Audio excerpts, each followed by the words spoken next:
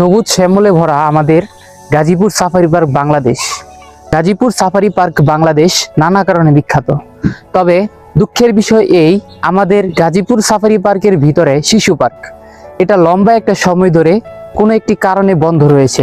কিন্তু দুঃখের বিষয়, এইখানে এখনো পর্যন্ত সংস্কার করা হয়নি, যে কারণে শিশুরা ঠিকমতো খেলতে পারছে না।